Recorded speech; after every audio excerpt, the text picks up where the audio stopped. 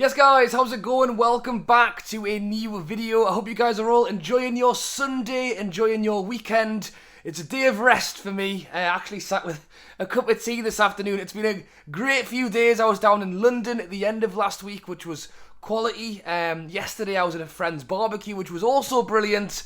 But it's been nice to sit and have a bit of a quiet day today. But it's not quiet in the world of Newcastle United. In fact, there is loads to get through today, from players winning silverware to new contracts being signed, and all the way through to players hopefully joining the club. And some reports are saying that could we have a Harvey Barnes deal done as quickly as the next 6 to 7 days. And there is also new links as of this afternoon to a French centre-back that we will talk about as well. As always, if you do watch my videos pretty much every day at the moment, and you haven't subscribed, be sure to go ahead and hit that big red button. It's free, it costs you guys nothing, it just means you're notified when I jump on and do a little video with you guys. So please hit the button, it really helps the channel, and as I say, it means you guys don't miss out on any videos. So, AG, Anthony Gordon, he went and won himself a trophy last night, didn't he? In fact, he won Player of the Tournament. England won the Euros under-21s. They beat Spain in the final. Funnily enough, Spain missed a penalty right at the very end. So it could well have gone to extra time, but it didn't. And Anthony Gordon, as I say, not only did he pick up his winner's medal with England under-21s, but he was in fact made Player of the Tournament, which is amazing. Big up Anthony Gordon, someone that obviously came in on a pretty pricey fee of 45 million. There was a few question marks as if that was the right price and or how much we paid, and then he hasn't really played an awful lot either, has he? Which probably hasn't helped. I think he admitted at the end of the season that he wasn't as fit as he would have liked to have been, possibly wasn't as fit as maybe Eddie Howe wanted him to be, as we know with Eddie Howe. But yeah, it's great. It's not only great because he's got out there, got some great experience playing game after game in a big competition, winning the thing. So hopefully, it's a sign of things for him to come in the future at Newcastle as well. But also, it's got a little bit of confidence as well, hopefully, because that's the thing. As much as he can be as fit as he wants, and he's obviously a great player, but I think the confidence helps you rise, doesn't it? So yeah, big up to Anthony Gordon. I'm pretty sure he will now go and have himself a break. Obviously, the rest of the Newcastle side have been having their time on holiday, but that came to a close this weekend. In fact, today, the players were back at the training ground today, so things are starting to heat up. We're starting to get players back in, and it's understood Eddie Howe had the first group of players arrive at 7 a.m. this morning. So as I say, Eddie Howe has not pulled any punches on that one. He wants everybody back in. I think it was Keith Downey from Sky Sports was saying that he had them in to get their fitness tests. Make sure they've not been having too many pints when they've been on holiday for the last year. Not too many late night kebabs. They're still all right to get in and start training again. And it makes sense because things are moving pretty quick. We not only have the Gateshead friendly next weekend, then we go to Rangers on the Tuesday night, then the guys go off to USA for their trip, and then when they come back, Newcastle have announced there will be 2 friendlies at St James's Park ahead of the new season. It was rumoured that it could have been a 3-day cup. It's a 2-day cup, and it is the Seller Cup. So it's the new one, the new sponsor on the front of the shirt. They are the ones who are sponsoring this tournament. Newcastle played 2 games, one on the 5th of August, one on the 6th of August. On the Florentina is the 5th, and I think it's Villarreal on the 6th. So tickets are on sale right now. So if you do want to go, I think it's £30 per game, or if you buy both, it's 55 quid. So if you fancy a full weekend of football, you can head yourself down, and it isn't just 2 games, so it's not just Newcastle play one day and then the next day. It's a bit of a tournament, isn't it? So there's a few other teams playing in there as well, including a Newcastle women's match. That's also been thrown into the mix on that weekend. So that's the thing. £30 for a friendly is maybe not what I would like to pay. I liked it when it was a fiver or a tenner, but I mean, that's the thing. The club's getting bigger. They've got more people who want to go to these games, and they're going to open the top tiers. You know, a few years ago, they wouldn't even open up the top tier, and they would sell them for a tenner, and they wouldn't sell out. This will sell out. This will be a full 52,000 plus stadium full of people for a friendly, which is incredible. Plus the fact you don't just have one game, I think it's 5 in total across the 2 days. So if you really do fancy sitting in St James's Park for an entire day, it'll be interesting. I wonder if they'll let you out, if you want to leave and go grab some lunch and come back again, or if you spend all of your money in the turnstile. So we'll have to wait and see. But as I say, the players were back in today, getting themselves ready ahead of what will be a big season for us, and that includes a big pre-season as well. And it wasn't just the players who we normally see. We saw Maxi walking in. There was a few of Sean Longstaff and Elliot Anderson on the bikes. There was quite a good bit of content. But we also saw Sandro Tonali arrive at St James's Park, which was very exciting. We've obviously known that he is our first player in the door. Throw this in as well. Yakuba Minter, the young Gambian lad that we bought. Well, he actually played his debut for Feyenoord and scored a goal. So there you go. So 2 players we've bought. One of them has already got off to, on his year loan at Feyenoord. He took a penalty and scored his first goal over there. So big up to him. Hopefully you see him playing in a Newcastle shirt in a couple of years' time. But Sandro Tonali arrived at the training ground. We've seen the videos, and one of which was him arriving at the training ground, which had everyone excited, including Sandro Tonali's girlfriend, who looked very excited of the training. It looked great. I tell you what, I know we've spoken about wanting to have the purpose-built training ground in the future, and really what they're doing at the minute is just trying to keep up the standards. That's why we do it.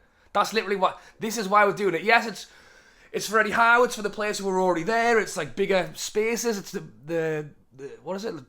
Football table tennis, where they're playing with their head on the football on the table tennis, which is great. Why not have it? It's a bit of fun, but it's also for new players arriving who come in and go, oh, I wonder what it's like over at Newcastle. Let's have a little Google here. Oh, wow. Okay, their training ground actually looks good. And as great as St James's Park is, and the cheering fans every weekend are loving it, they're at the training ground every day. You know, really their place of St James's Park is like a meeting away from a meeting out. The training ground is where they are working every single day, and they're going to want it to look good. They're going to want it to feel good. They're going to want it to look nice and be comfortable. And it isn't comfortable sitting in the wheelie bins out the back, you know. So it was great to see him walking around, seeing the training ground for the first time, getting his view of St James's Park, and his interview was great as well. I mean, I expected nothing less, to be honest. A player is going to join a new team and he's going to tell you how excited and how great it was. But I think he was quite honest in the interview and talking about how it was a big decision for him to leave AC Milan. It was something that he had to think really hard on. It was the biggest decision he's ever made in his football career. But it was a challenge and a change that he wanted. I enjoyed that as well. It's great to see him in action. In action. It's great to see him here. He probably won't be in action with the players for maybe a little while. I imagine him and Anthony Gordon, probably not together, but I imagine they will probably go and have a holiday now and then catch up as quickly as they can. And it was also good to see a few familiar faces who maybe we weren't sure if they would be back, because it's been announced by the club today that Karius and Dummett have now in fact signed a new deal with the club. We knew there was talks of that. Well, it was actually announced by the club, wasn't it? It was announced in their leavers list that new contracts had been offered to Karius and Dummett. I think we all assumed that they would sign them, but we hadn't really heard an awful lot on it just yet. Well, there you go. It has now been officially confirmed. They were at the training ground today. I guess there was no rush for them to go in. Maybe they didn't have to bother going in early because they'll just come in for the start of training and sign the new deal. So yeah, there you go. It's imagined that Darlow will be on his way out, which makes sense that Karius is signing. And then I guess that looks like our 3 goalkeepers are sorted, unless Dubravka decides he wants to go. But it looks like it's going to be Nick Pope, number 1, Dubravka, number 2, and Karius and Gillespie. So maybe it's not sorted. Maybe there's still a little bit of work to do on that. You can let me know your top 3 goalkeepers down below if you like. But yeah, Karius is sticking around and I'm happy for him. And I'm happy for Dummett. You know, local lad. He's been here over...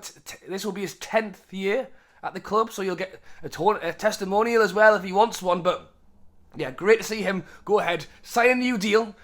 Now we concentrate on seeing what players from other teams we can try and join the club for this summer. So the big one really over the last 3 to 4 days has all been about Harvey Barnes, the Leicester left-sided player who has had a bit of a mixed response from the Newcastle crowd. So you let me know your thoughts on Harvey Barnes down below. Well, it's been reported that Newcastle want to get this deal done and dusted pretty quickly. Funnily enough, the Daily Mail are actually saying it's reported to be a fee of around 25 million, which I think sounds brilliant, or it certainly sounds a lot better than the original reports that were 45 to 50 million. So, yeah, 25 million is what they're saying. Is that confirmed? No. We'll wait and hear a little bit more on that one. There is reports coming out that Newcastle have in fact spoken to the player. Harvey Barnes wants the move. Newcastle want the move. We have to just get it all over the line. And as I say, the idea of trying to have it done in the next week sounds pretty good to me as well. As I say, the players are already in pre-season training this morning, so the quicker we can get some of these players into the club to get involved and have a full pre-season would be big.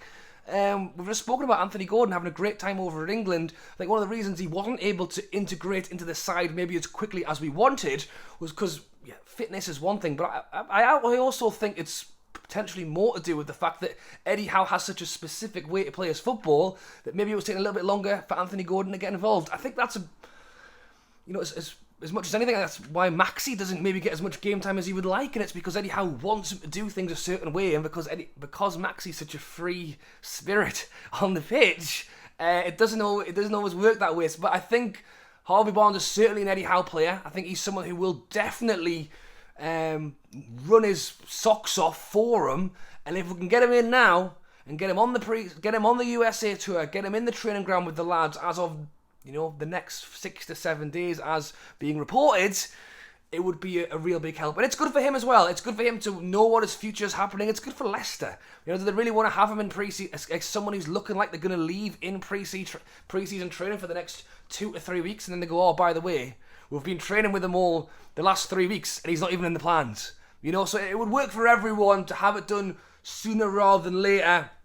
And that's the hope, that it will be done quickly, and if it's at that lower fee that's being spoken about, it works for me as well. I will be surprised if the fee did drop, because as I mentioned already, I think he's had some interest. Not too long ago, it looked like West Ham had already signed him, so things have obviously changed quite quickly. Newcastle interest, I think, has probably caught Harvey Barnes' attention. I think that, as I say, Champions League side, it's going to really help us in this transfer window. So that's great news. So we'll wait to hear a little bit more on that one. And as I said earlier in the video, it's not just Harvey Barnes who we're being linked with right now. As of this afternoon, Fabrizio Romano are reporting that both Newcastle and Manchester United have placed interest in the French centre-back Axel Disassi, the 25-year-old French centre-back playing for Monaco. He was at Reims previously, I think, and then moved over a couple of years ago. I think he was maybe even at Paris Saint-Germain before that. But as I say, French player. He's got a handful of caps for France. I think he's close to 100 caps for Monaco. It's not a player that I've seen loads of. I don't watch loads of French football, but centre-back, it's a position that we could possibly do with strengthening. I know a lot of the talk so far this pre-season has been on more attacking, forward-going players to really help with our Arsenal pushing forward. But I think at the back, it's something to look at. I think on the left-sided centre-back, I think Sven Botman's got it nailed on, and if he needs help, Dan Burn can play there as well. I think on the right-hand side, you've got Shaw, and then obviously you've got Lascelles as well. Disasi is actually a pretty good centre-back on the ball, and you would imagine that maybe he wouldn't come in ahead of Shaw straight away, but is someone who, like Shaw, isn't scared to hit a ball, isn't scared to bring the ball forward, and we know that's what Eddie Howe likes, possession-based football, especially at the back. Don't panic and kick it out. Although sometimes I tell you what, sometimes there's worse things to do than just to kick the ball out, but generally speaking, I think that's what he's been working on so hard with Botman and Shaw, players who aren't afraid to bring the ball forward. And as I say, Axel Disassi has some pretty good stats in terms of moving the ball forward, progressing the ball forward, and I think would be someone good to maybe challenge Shaw for that right-hand side centre-back, or at the very least would provide a good backup to that position as well. So, yeah, you let me know your thoughts on Harvey Barnes down below, as well as the fact that we are looking at defensive players. I think left-back is still a position that people are talking about as well. But yes, it's good to hear that we're out there, we're putting ourselves about and trying to see what we can bring in. So let me know your thoughts down below on everything we've talked about in this video. As I say, it was quite a long one. Loads going on in the world of Newcastle over this weekend. Let me know your thoughts on the lads getting back into training. The Harvey Barnes deal could be done soon. The fact that we are looking at defensive players this summer window as well. It looks like we've got about 1 million goalkeepers again, which, you know, it's better to have too many than not enough. And yes, thank you for watching as always. If you're still watching right now all the way till the end and you haven't subscribed, I'll say go ahead, hit that button. It helps the channel. It helps push the channel out a little bit further for more people to engage as well, which really helps me. It helps the channel grow. So yeah, if you can, that would be great. Thank you for watching. Enjoy the rest of your weekend. Hope you guys have a good start to the week tomorrow morning. And I've no doubt I'll probably be talking to you guys very, very soon again. And hopefully with some news on maybe a Harvey Barnes signature, or maybe he will be the next player to visit our brand new training ground. Alright guys, thanks for watching, and I'll catch you later.